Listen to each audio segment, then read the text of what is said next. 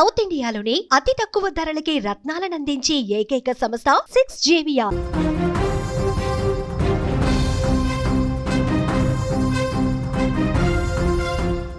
Drunk and drive పై ఎన్ని అవగాహన సదస్సులు నిర్వహించినా, పోలీసులు వేలలో జరిమానాలు విధిస్తున్నా, కోర్టులు జైలు శిక్షలు వేస్తున్నా, కొందరు తాగుబోతు రాక్షసుల్లో మాత్రం ఏమాత్రం మార్పు రావడం లేదు.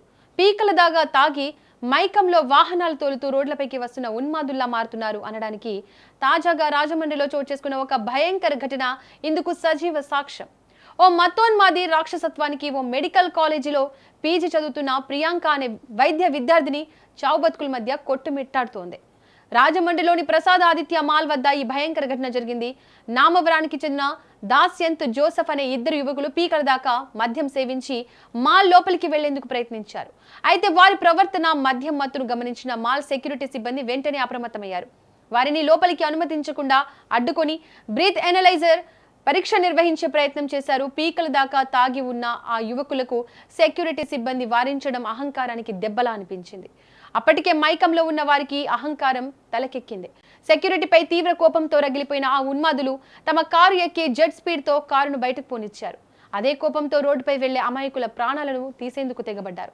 సరిగ్గా అదే సమయంలో మాల్ గేటు ముందు నుంచి ఒక స్కూటీపై GSL మెడికల్ కాలేజ్ పీజీ విద్యార్థిని ప్రియాంక తన స్నేహితుడితో కలిసి వెళ్తోంది. మాల్ బయటకు అతివేగంతో దూసుకొచ్చిన కారు మొదట ఆ స్కూటీని బలంగా ఢీకొట్టింది. అంతటితో ఆగారా? లేదు.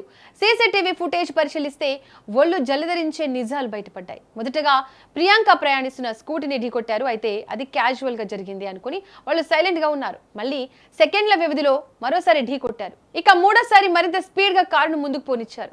అయితే ఆ దెబ్బకి స్కూటీ వెనకాల కూర్చున్న ప్రియాంక కింద పడిపోయింది.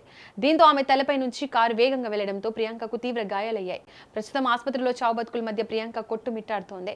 సంఘటన సమాచారం అందుకున్న ప్రకాష్ నగర్ పోలీసులు వెంటనే రంగంలోకి దిగారు. సీసీటీవీ దృశ్యాల ఆధారంగా విచారణ జరిపి కారు నడిపిన నిందితులను నామవరానికి చెందిన దాస్యంత్ మరియు జోసెఫ్ గా గుర్తించి అదుపులోకి తీసుకున్నారు.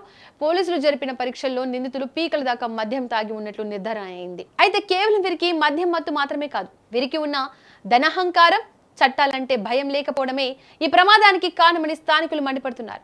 ఇప్పుడు ఈ ఘటనపై రాష్ట్ర వ్యాప్తంగా ఆగ్రహ జ్వాలలు వ్యక్తమవుతున్నాయి. సీసీటీవీ దృశ్యాల్లో క్లియర్ గా కనిపిస్తోంది. ఒక్కసారి కాదు, 2 సార్లు కాదు, ఏకంగా 3 సార్లు స్కూటీని ప్రియాంకను కారుతో ఢీకొట్టారు. కాబట్టి దీనికి కేవలం హిట్ అండ్ రన్ లేదా యాక్సిడెంట్ కేసుగా మాత్రమే పరిగణించకూడదని, నిందితులను కఠినంగా శిక్షించాలని డిమాండ్లు చేస్తున్నారు.